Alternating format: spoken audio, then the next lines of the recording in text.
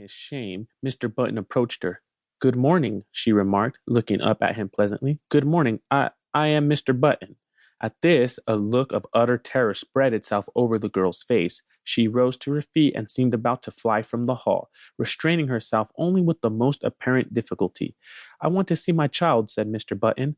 The nurse gave a little scream. "Oh, of course," she cried hysterically. "Upstairs, right upstairs. Go up." She pointed the direction, and Mr. Button, bathed in a cool perspiration, turned falteringly and began to mount to the second floor. In the upper hall, he addressed another nurse who approached him, basin in hand. "I'm Mr. Button," he managed to articulate. "I want to see my—" Clank! The basin clattered to the floor and rolled in the direction of the stairs. Clank, clank! It began a methodical descent, as if sharing in the general terror which this gentleman provoked. "I want to see my child," Mr. Button almost shrieked. He was on the verge of collapse. Clank! The basin had reached the first floor. The nurse regained control of herself and threw Mr. Button a look of hearty contempt. "All right, Mr. Button," she agreed in a hushed voice. "Very well. But if you knew what a state it's put us all in this morning, it's perfectly outrageous. The hospital will never have the ghost of a reputation after—" "Hurry," he cried hoarsely. "I can't stand this."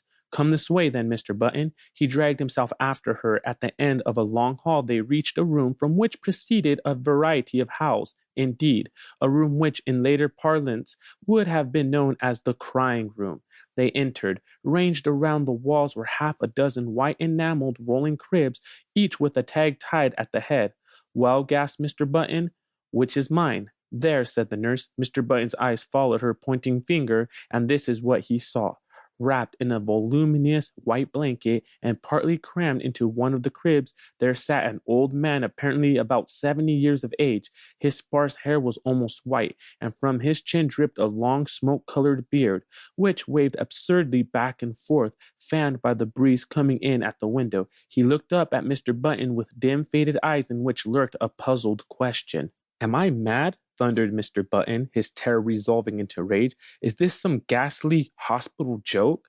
"It doesn't seem like a joke to us," replied the nurse severely, "and I don't know whether you're mad or not, but that is most certainly your child."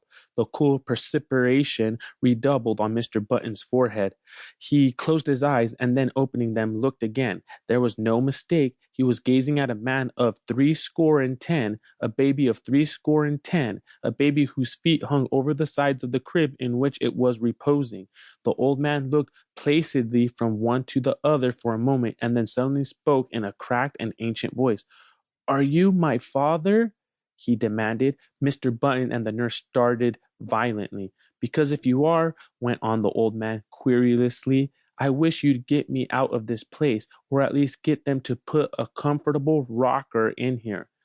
"Where in God's name did you come from? Who are you?" burst out Mr. Button frantically. "I can't tell you exactly who I am," replied the querulous whine, "because I've only been born a few hours, but my last name is certainly Button." "You lie! You're an impostor!" The old man turned wearily to the nurse. "Nice way to welcome a newborn child," he complained in a weak voice. "Tell him he's wrong, why don't you?" "You're wrong, Mr. Button," said the nurse severely. "This is your child, and you'll have to make the best of it. We're going to ask you to take him home with you as soon as possible, sometime today." "Home?" repeated Mr. Button incredulously. "Yes, we can't have him here. We really can't, you know."